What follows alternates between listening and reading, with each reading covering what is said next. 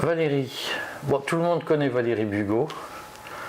C'est pareil. C'est la première fois que je te reçois sur le Courrier des Stratèges. Merci Eric. Mais ça fait longtemps qu'on se connaît. C'est vrai. Il y a plein de lecteurs du Courrier qui m'ont dit il faut il faut que vous fassiez venir Valérie Bugeaud. Je suis flattée. Donc je ne pouvais pas leur dire non. Voilà. Donc, mais c'est un plaisir. On a plein de choses à se dire, mais on va tenir dans une limite de temps à peu près humaine. On va essayer de faire 30-40 minutes d'interview.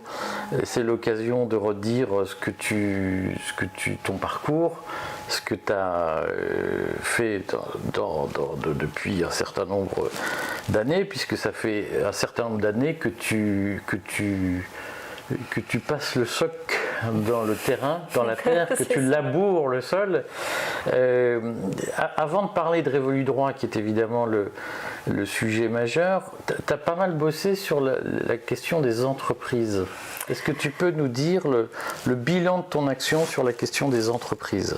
Oui, en fait, c'est pas que j'ai travaillé sur la question des entreprises, c'est que j'ai fait une thèse sur l'entreprise, enfin sur les sociétés, une thèse de droit des affaires. Et à l'occasion de cette thèse, j'ai créé une théorie juridique unifiée de l'entreprise, parce que l'entreprise en droit n'existe pas. Et en fait, c'est toute une longue histoire, parce que ce sujet de thèse qui me tenait à cœur de débroussailler et d'investiguer vient en fait d'une histoire familiale. Mais je suis partie sans a priori. J'ai essayé de permettre à des PME de survivre indépendamment de l'emprise des banques. Ça a été un peu le point de... Alors, est-ce que tu peux dire pour l'auditeur qui découvre ce sujet, qui n'y connaît pas grand-chose, ta théorie de l'entreprise, c'était quoi ? Ma théorie d'entreprise, je suis arrivée, et à l'époque je ne le savais pas, c'est ce qui est le plus cocasse, c'est que je suis arrivée sur les mêmes fondamentaux qui avaient été développés à l'occasion de la participation par des gens comme Capitan, Vallon, et que De Gaulle avait cherché à mettre en œuvre, qui avait été aussi élaboré dans le cadre du CNR, que De Gaulle n'a pas pu mettre en œuvre quand à la fin de la Seconde Guerre mondiale, qu'il a voulu remettre sur le tapis à la fin des années 60, et qui a été l'occasion de le faire tomber, parce que le Sénat ne voulait absolument pas entendre parler de la participation. Alors évidemment, il y a aussi ces autres actions que tout le monde connaît contre le dollar américain. Il y a eu un ensemble d'actions de Gaulle qui l'ont positionné comme un dangereux résistant et qui ont fait qu'il n'a pas... de toute façon, il était impératif pour le pouvoir qui dirigeait la France de le faire tomber. Voilà. Et surtout de ne pas qu'il n'y ait pas de suite à ces actions, et en particulier que la participation soit mise sous le tapis. Est-ce que tu penses que c'était dû à ses positions sur la participation ? Oui, parce que la participation, c'est le point d'ancrage d'un éventuel changement de paradigme. La participation, ça casse le déséquilibre entre du rapport de force à l'intérieur même des sociétés au sens commercial du terme, mais également de la société au sens politique du terme, qui existe entre ceux qui détiennent le capital et ceux qui détiennent leur force de travail, en fait. Et ce n'est pas une action communiste, c'est la troisième voie qui avait été élaborée par des Français. C'est la troisième voie vraiment stricto sensu française que les pouvoirs en place ont toujours combattu avec la plus extrême vigilance. Donc oui, la participation, c'est l'élément fondamental qui aurait pu faire basculer le rapport de force et qui aurait pu faire justement que nous n'entrions pas dans tous ces aléas de l'Union européenne, de la centralisation monétaire, etc. Parce que à ce moment-là, il y aurait eu des contre-pouvoirs en place qui se seraient opposés. Le fait que la participation n'ait pas pu être mise en œuvre, et c'est quand même révélateur parce que la plupart du programme du CNR a été mise en œuvre à la fin de la Seconde Guerre mondiale, mais la participation n'a pas émergé. Et ça, c'est tout à fait fondamental à le comprendre, parce que c'est justement parce que la participation n'a pas émergé que tout le reste a pu être subverti et déconstruit par la suite. Mais aujourd'hui, il y a des accords de participation. Ça n'a rien à voir avec la participation. Explique-nous la différence. Oui, alors les accords d'intéressement, ça a été ce qui avait commencé à être mis en œuvre et ça a été le point d'ancrage pour avoir une grande réforme de l'entreprise et donner le pouvoir décisionnaire à part égale aux apporteurs de capitaux et aux apporteurs de travail. Mais c'était que le début d'une longue histoire, ça a été justement l'amorce du processus de participation. C'est un concept, la participation, et c'est un concept, une fois de plus, de régulation sociale, de régulation économique et de formalité, de formalisme de l'entreprise. Donc ça n'a rien à voir avec ce qui nous a été présenté ensuite et qu'on appelle aujourd'hui la participation. C'est vraiment la pointe très émergée de l'iceberg. La participation va beaucoup plus loin que ça, et en fait elle trouve ses racines dans la doctrine sociale de l'Église du XIXe siècle, dans laquelle il était élaboré que effectivement tous les gens avaient droit à une dignité humaine, et donc ceux qui apportent leur travail pour une activité particulière, une activité économique particulière, doivent être récompensés et doivent être respectés statutairement au même titre que ceux qui apportent des capitaux. Ce qui ne signifie pas que les capitaux sont inutiles, bien entendu, il ne s'agit pas de nier l'apport du capital et sa nécessité, mais il s'agit de remettre le capital au service du bien commun, au service du développement d'une société et d'une civilisation, et non pas de le rendre captif, accaparé par des intérêts privés extrêmement, concentrés. Donc la participation, j'insiste beaucoup, c'est vraiment la troisième voie entre... Alors, est-ce que tu peux nous dire, parce que j'ai des questions, parce que libéralisme et communisme, en fait, je ne sais pas ce que c'est, tu le sais, moi je crois qu'il y a une forme de libéralisme qui s'appelle le néolibéralisme, ça, c'est qui est très étatiste. Non, alors... Le capital, ça sert à quoi? On peut discuter de ça, le néolibéralisme... On va quand même parler de révolution. Dis-moi à quoi sert le capital selon toi? Le capital sert à développer des activités, ça va apporter de l'argent pour permettre à une activité de se développer. Je dirais que ça, l'argent a toujours été... en tout cas, justement, le phénomène monétaire s'est développé dans l'histoire pour permettre le développement des civilisations, des sociétés, des échanges, faciliter et rendre plus fluides les échanges entre les humains, pouvoir comparer des échanges de biens et de services, pouvoir comparer des biens entre eux qui ne sont pas comparables techniquement au départ, c'est pouvoir évaluer, en fait, donner une échelle de valeur aux différents services et aux différents biens, de façon à pouvoir faciliter leurs transactions et fluidifier les trafics, enfin pas au sens péjoratif du terme, mais les flux, en fait, les flux. On va y revenir. Dans la pratique, dis-nous quelle a été la destinée de ta théorie sur l'entreprise? Sa destinée, ça a été un enterrement de première classe. En bonne et due forme, puisque j'ai quand même pu, malgré tous les aléas, j'ai quand même pu soutenir ma thèse, mais je dois dire quand même que j'ai dû changer de directeur de thèse. J'ai soutenu ma thèse en 2005, mais en cours de route, j'ai quand même dû changer de directeur de thèse, ce qui m'a donné l'occasion de changer également d'université de rattachement. J'ai quand même pu soutenir ma thèse. Tu l'as passé où? Paris 1, Panthéon-Sorbonne. Mais c'était l'ancienne appellation, ça c'était le temps des Nizor, maintenant ça s'appelle Paris 1, Panthéon-Sorbonne. Paris-Sorbonne Université? Non, mais enfin, je sais pas, j'ai pas suivi. En tout cas, moi à l'époque j'étais à Paris 2, Panthéon-Sorbonne, et je suis devenue Paris 1, Panthéon-Sorbonne. Donc il y avait deux universités de droit à Paris, enfin essentielles, qui étaient ces deux-là, et donc je suis passée de l'une à l'autre. Alors j'ai pas suivi, peut-être. Il y a eu des fusions. C'est possible. Comme le métal. Oui, tout fusionne en ce moment, donc je ne serais pas non plus étonnée que ça. En tout cas, le fait est que le titre de mon université de rattachement en 2005, c'est Paris 1, Panthéon-Sorbonne. Donc j'avais la figure emblématique du professeur de droit fiscal qui était Maurice Causian, qui était mon président du jury, qui est d'ailleurs décédé quelques mois, 1 an et demi plus tard, quelque chose comme ça. Dans des conditions un peu obscures. Indépendamment de toi. C'est pas toi qui l'as assassiné. Non, je ne suis pour rien. Je l'ai appris fortuitement. Je n'étais même pas au courant qu'il était mort, et j'ai cru comprendre que c'est dans des conditions plus ou moins obscures. Enfin bon, peu importe. Le fait est que je le signale juste à titre indicatif, mais c'est pas le sujet de mon propos. Le sujet de mon propos, c'est qu'à l'issue de ma soutenance, on m'a fait comprendre, mon directeur de thèse m'a expliqué que il y avait un membre du jury jury qui avait accepté de me donner tous les membres étaient d'accord pour me donner toutes les meilleures mentions, donc félicitations et les mentions les plus honorables, félicitations du jury.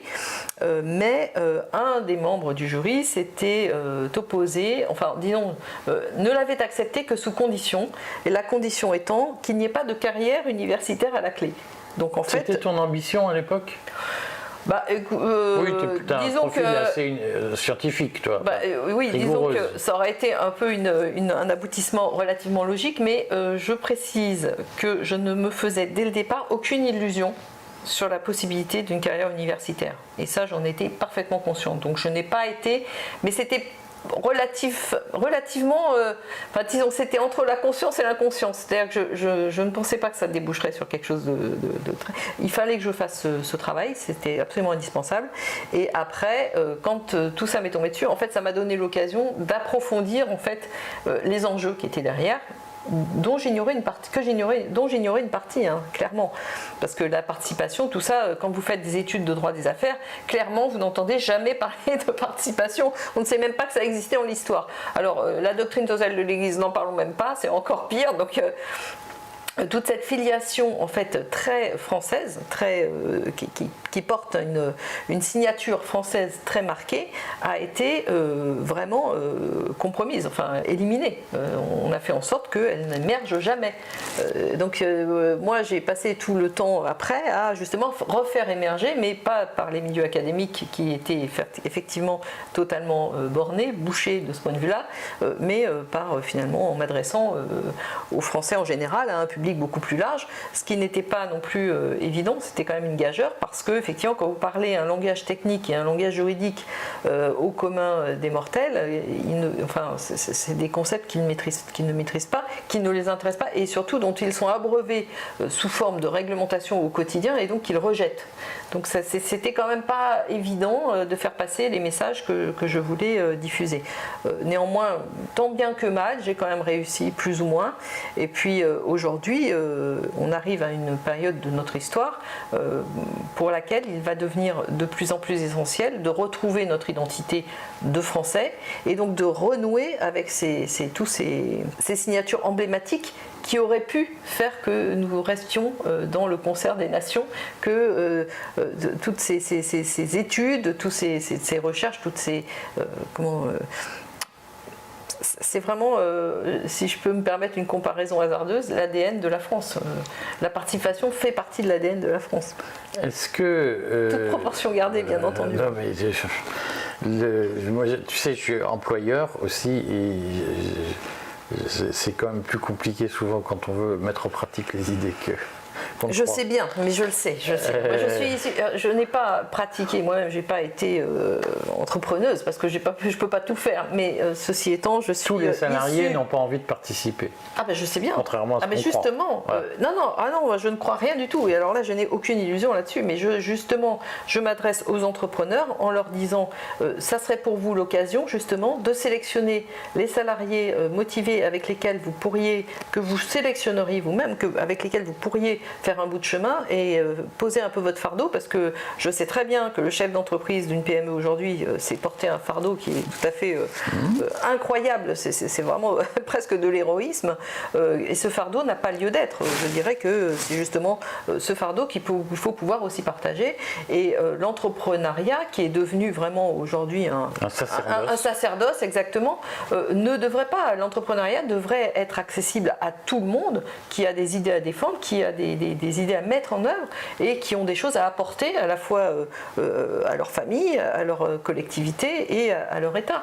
Donc l'idée derrière la participation, c'est justement de pouvoir aussi faire la séparation entre le bon grain et l'ivraie, parce que il n'y a pas de méchants employeurs et de gentils salariés, ça n'existe pas, c'est une...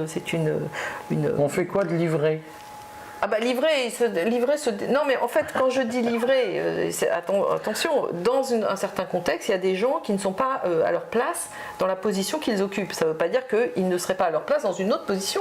Donc livrer en l'occurrence c'est une image pour dire que ceux qui ne sont pas à leur place doivent chercher leur place et la trouver et la développer, la déployer leurs ailes en fait. Donc aujourd'hui on constate une chose, c'est quand même que plus personne n'est à sa place. les leaders ne sont pas à leur place, sont à des places de sous-fifres. Les gens qui ont envie de suivre le mouvement, qui n'ont pas une mentalité de leader, sont souvent portés par des influences médiatiques ou d'autres influences au sommet d'un pouvoir qui n'existe pas. Enfin, je dirais que les gens, d'une façon générale, ne sont pas à leur place. Et c'est le problème de notre société actuelle. Et je dirais que la participation, c'est aussi le moyen de remettre de l'ordre, en l'occurrence, de remettre du naturel, du spontané et de l'individu à la place qu'il souhaite avoir, en fait. C'est même pas c'est sa place qui spontanément devrait être la sienne dans une société politique ordonnée. Dans Révolu Droit, dont tu vas nous parler, mais tu parles en effet beaucoup de Révolu Droit, comme mouvement, tu vas nous en dire quelques mots, qui est très ordonné autour, de mon point de vue, autour de la vérité, un ordre de la société qui serait naturel, une forme de cosmologie, comme on disait chez les anciens. C'est-à-dire le monde ne doit pas être laissé au hasard, mais doit être ordonné d'après un sens. Il n'y a pas de hasard, en fait. Vous savez, ça me fait penser à la main du marché. La main invisible. La main invisible du marché, en fait, c'est le rapport de force, c'est le plus fort qui gagne. Dans le hasard, si vous laissez les choses au hasard, il y aura toujours une portion prédatrice qui voudra s'emparer du phénomène collectif. Alors, le problème, c'est que pour que le phénomène collectif se transforme en civilisation, il faut que les prédateurs soient maintenus dans dans des bornes, dans un bornage raisonnable. Je te laisse parler. Tout l'objectif de Révolu Droit, c'est de permettre aux gens qui ne sont pas des prédateurs de trouver leur place dans la société, d'évoluer et d'apporter au collectif tous les... Et les prédateurs, on leur fait quoi dans ton... les prédateurs, alors attendez, non, les prédateurs, ce que j'appelle les prédateurs, il y en a qui s'ignorent en tant que prédateurs. Il y a des gens, si vous leur donnez... De toute façon, tout le monde peut être prédateur. Si vous donnez trop de pouvoir à quelqu'un, par nécessité, il va en abuser, et ça, c'est le fonctionnement humain. Donc l'idée, justement, l'idée de Révolu Droit, c'est de cantonner, en fait, de permettre à tout le monde de s'exprimer de façon à ce que chaque groupe constitué soit de facto une forme de contre-pouvoir par rapport aux autres. C'est-à-dire que tout le monde aura le droit de parole et ensuite on réinvente les échanges, la communication. Donc ça passe aussi par une réévaluation du langage parce qu'aujourd'hui, communiquer devient extrêmement difficile. C'est-à-dire qu'un même mot a des consonances extrêmement différentes en fonction de l'origine de la personne, pas seulement identitaire, mais aussi de l'origine de formation de la personne. Et donc, même communiquer devient compliqué. Donc, il faut réélaborer un langage commun, et ça passe par se réhabituer à pouvoir discuter de façon à confronter les idées. Parfois, certains gagneront dans certains litiges, d'autres sur d'autres, les autres gagneront sur un autre sujet. Donc, nous sommes dans un mouvement constructif d'élaboration du collectif et sans mettre les gens de côté et sans les mettre dans des cases. Vous êtes ci, vous êtes ça. Non, les gens ont le droit d'évoluer et ont le droit, quand ils ne sont pas à leur place à un moment, il faut leur faire comprendre et ils ont non seulement le droit mais le devoir de trouver leur place ailleurs. Donc c'est tout un mouvement de réhabilitation aussi du libre arbitre et de la reprise en main de la destinée de chacun par chacun, quoi. Alors, dis-nous quand même 3 mots de Révolu Droit. C'est une démarche de réflexion collective. C'est une démarche de réflexion collective construite, élaborée suite à de sérieuses observations et puis surtout par rapport à la compréhension de ce qui a fait que les choses ont mal tourné, en fait. C'est ces rapports de force qui ont été dans lesquels il n'y a plus de rapport de force au final parce qu'on a supprimé tous les contre-pouvoirs. Donc Révolu Droit, c'est une façon de réinventer le collectif en réélaborant des contre-pouvoirs, mais des contre-pouvoirs qui ne sont pas radicaux, qui ne sont pas du type dialectique, libéralisme contre communisme, des contre-pouvoirs qui sont à chaque instant de la vie quotidienne parce que les gens ont à défendre des intérêts et ces intérêts-là sont par hypothèse en contradiction avec les intérêts du voisin. Donc au lieu d'arriver directement à une pression qui fait que ça explose, il faut être capable sur chaque petite divergence, être capable de pouvoir communiquer, discuter et puis trouver un accord qui ne sera pas nécessairement qualifié de consensus, mais un accord sur un sujet déterminé, et le lendemain, un autre accord sur un autre sujet, parce que la vie en commun, c'est des gens qui n'ont jamais les mêmes intérêts sur rien. Il faut quand même pouvoir être capable de s'entendre et de revenir sur ses positions. C'est tout un phénomène de réélaboration à la fois de ce qu'est l'individu et de ce qu'est le collectif. Dans la pratique, ce que tu nous dis, c'est qu'il faut préparer les institutions de demain. Je dis qu'il faut non seulement préparer les institutions de demain, mais reconstruire le collectif, l'idée même de société. Non pas au sens commercial du terme, je le répète. Pourquoi tu crois ça ? Je ne le crois pas, j'observe, je constate, et tout le monde le constate avec moi, c'est qu'il y a des failles dans le système actuel, et il est de moins en moins viable pour la grande majorité des gens. Donc il n'est pas possible de laisser toutes les richesses accaparées dans quelques mains, accaparées par quelques personnes qui ont des volontés plutôt obscures et de toute façon pas du tout conformes au développement d'une civilisation. Donc il se trouve qu'il y a un moment, il faut dire dont acte, comprendre ce qui se passe et puis éventuellement pouvoir rebondir sur un projet plus constructif en termes de collectif, parce qu'une fois de plus, et ça c'est une des grandes armes évidemment en matière de guerre, diviser pour mieux régner, ça a toujours été une arme fatale. Et là on en est au point où non, c'est pas même plus les sociétés au sens politique du terme qui ont été divisées, même plus les familles, mais c'est l'individu qui est divisé autour de lui-même. On arrive à un éclatement par atome de l'individu qui ne permet pas la survie en fait de l'humanité, qui ne permettra jamais à l'humain de pouvoir passer au XXIe siècle. Donc il y a un moment, soit on veut survivre, soit on accepte cette domination qui est de nature radicale et qui est de nature perverse, enfin en tout cas mortifère. Valérie, j'entends bien, mais pourquoi tu penses qu'on n'arrivera pas au XXIe siècle ? On n'arrivera pas au XXIe siècle parce que tout simplement nous nous dirigeons directement vers la Troisième Guerre mondiale et que cette guerre mondiale risque fort d'être nucléaire. Donc à force de diviser les gens, de faire monter les pressions et de jouer un rapport de force qui n'existe quasiment plus, c'est-à-dire que le rapport de force est très déséquilibré au profit de certains et nie complètement l'existence des autres, eh bien il est évident que, vous savez, c'est quand vous mettez une cocotte minute avec le feu à fond en dessous et puis vous n'ouvrez jamais le chapeau. Il y a un moment, ça explose. Hein. Et malheureusement, étant donné les gains technologiques et les connaissances, le développement des connaissances, aujourd'hui, les armes sont des armes de destruction totale, qui ne permettront pas la survie de l'humanité. Donc, même si ça part à un certain endroit, ça se diffusera comme une traînée de poudre sur toute la planète. Donc, alors, dans ton révolu droit, le révolu droit que tu portes, que tu pousses, le projet que je porte, le projet commence par une nouvelle constitution. Non. Alors vas-y, explique-nous la base. Non, alors il faut quand même comprendre que la Constitution, oui, la charte des valeurs. Je repars sur des valeurs et non pas sur des textes constitutifs fondés sur quoi on se demande.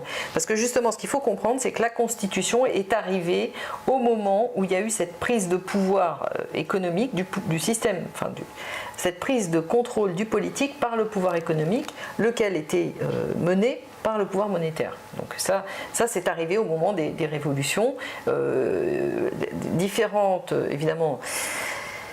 Comment dirais-je, c'est toujours pareil, c'est-à-dire que des mécontentements qui existent dans tout type de société ont été montés en épingle, des mouvements ont été lancés avec du financement, plus ou moins officiel et plus ou moins opaque, pour pouvoir imposer finalement un régime politique qui est de type parlementarisme représentatif, assorti d'une banque centrale. Et ce régime politique-là, peu importe le nom qu'on lui donne. On lui a donné le nom de République, ce qui est à mon avis un très mauvais nom, parce que c'est pas la res publica, c'est au contraire l'accaparement du collectif par des intérêts privés. Donc ça n'a strictement rien à voir avec la République. Donc évidemment, on a donné le nom République, comme on dit le Parlement européen, ça joue sur l'inconscient des gens en disant le Parlement, c'est celui qui défend vos valeurs. Mais ça n'a jamais défendu les valeurs ni dans nos États, ni encore moins au niveau européen.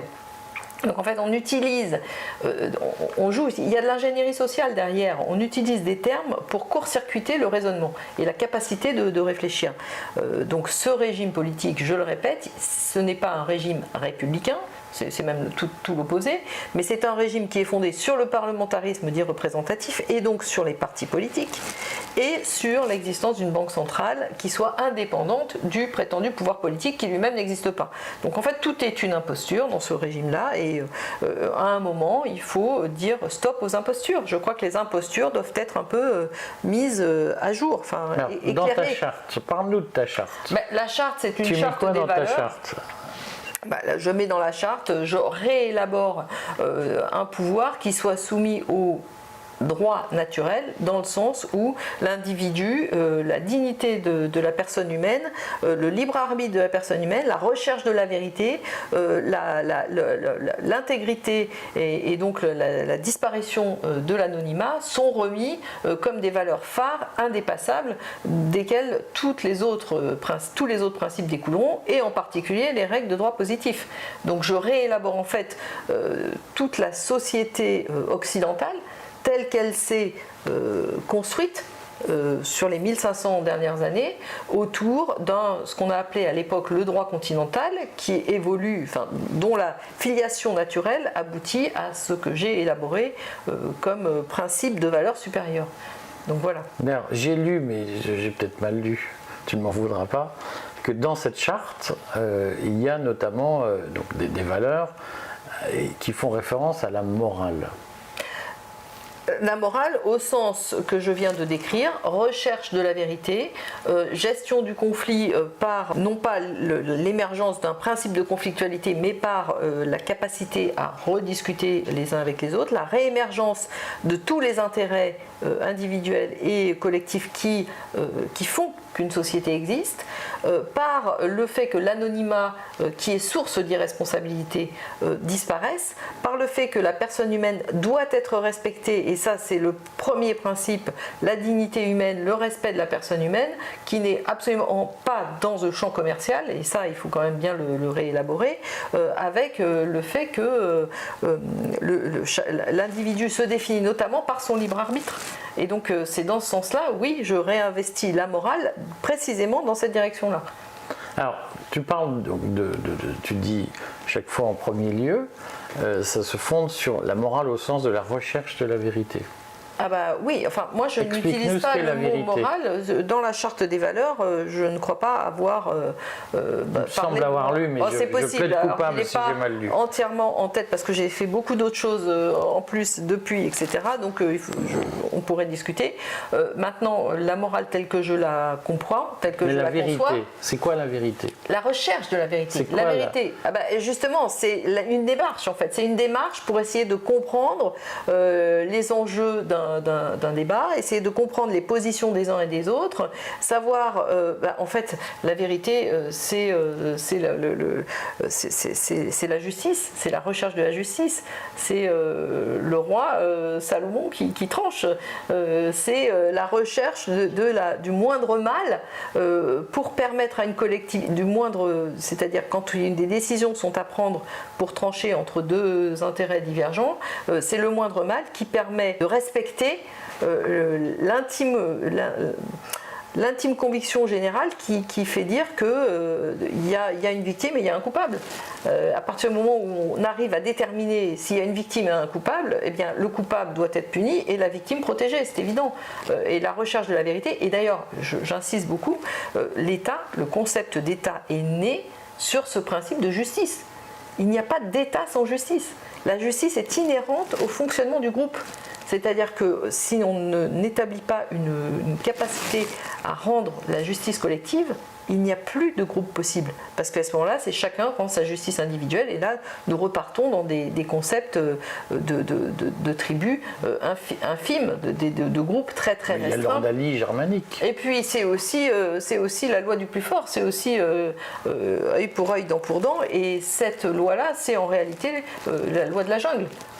Le plus fort l'emporte, et le plus fort il a évolué au fil des temps. Au départ c'était celui qui avait le plus de muscles, aujourd'hui c'est en train de changer justement, mais tels que les temps modernes les ont définis, les plus forts ont été ceux qui ont élaboré les règles économiques, qui les ont maîtrisées au départ seuls à comprendre les enjeux et qui les ont imposés aux autres. Mais la société de demain ne sera pas sur ce modèle-là parce que justement ces règles-là aujourd'hui sont accessibles à beaucoup de gens qui n'ont pas forcément des intérêts de collusion et qui ne sont pas en collusion d'intérêts avec ceux qui ont élaboré les règles au départ.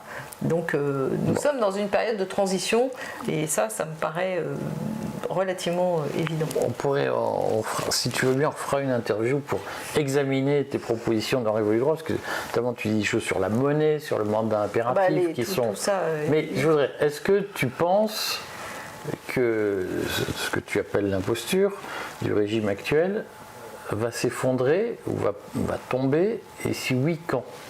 L'imposture du régime actuel ne tombera pas tant qu'il est maintenu par les armes, en fait, par la force, par des pouvoirs de type force publique, qui sont là pour défendre un régime qu'elles ne comprennent pas elles-mêmes. En fait, le problème, c'est que ce pouvoir ne va pas s'effondrer tant que les Français ne le comprennent pas, tant que les gens qui continuent à l'accepter. Et le problème, c'est que pourquoi l'acceptent-ils ? C'est parce qu'ils ne comprennent pas les rapports sous-jacents, les rapports de force sous-jacents. Ils ne comprennent pas que tout a été une imposture. Et donc, expliquer que c'est une imposture et expliquer pourquoi, il n'y a pas de séparation des pouvoirs dans nos régimes. Ça encore, c'est une imposture. Et je dirais que les juristes ont été les premiers coupables, parce que c'est eux qui ont diffusé cette information. Tu penses que ce règne de la force va durer combien de temps ? Je ne sais pas, parce que là, il y a deux événements qui sont en train de converger.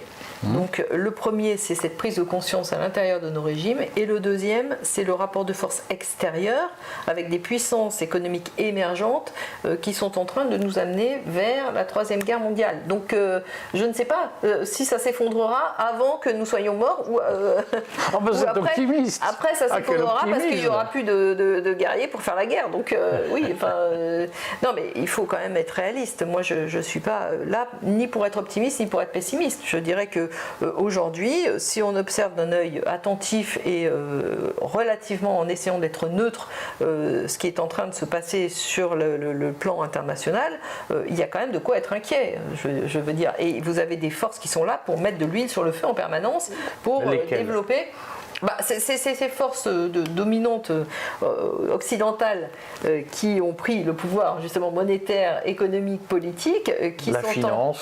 Bien sûr, qui sont en train de s'effondrer sur par rapport à leurs propres contradictions, et qui ne veulent pas perdre le contrôle hégémonique qu'ils avaient de facto sur la plupart des pays du monde, qui sont aujourd'hui en train d'être concurrencés par des pouvoirs émergents, et donc comme ça ne leur plaît pas, ils vont mettre de l'huile sur le feu en permanence, et ce sont des forces qui sont opaques. Elles ne se présentent pas comme un pouvoir officiel. Enfin, elles se présentent sous des formes différentes, elles utilisent des ruses, elles utilisent justement les dissensions qui peuvent exister et qu'elles ont elles-mêmes développées abondamment, puisque diviser pour mieux régner a été une de leurs armes de destruction massive des États, et ils utilisent tout ça pour ne pas qu'on n'arrive pas à identifier leur identité précise.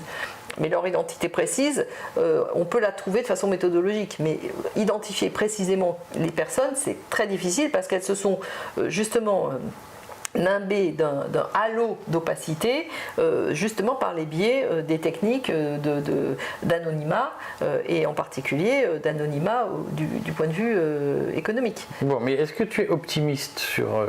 supposons que non, avant la Troisième Guerre mondiale, on ait un effondrement du régime actuel. Et je ne suis pas pessimiste. Je suis là à discuter avec toi parce que je pense que si les gens tout d'un coup prennent conscience de la gravité de la situation, prennent conscience des impostures successives successives auxquelles on a été soumis, les choses peuvent basculer très vite.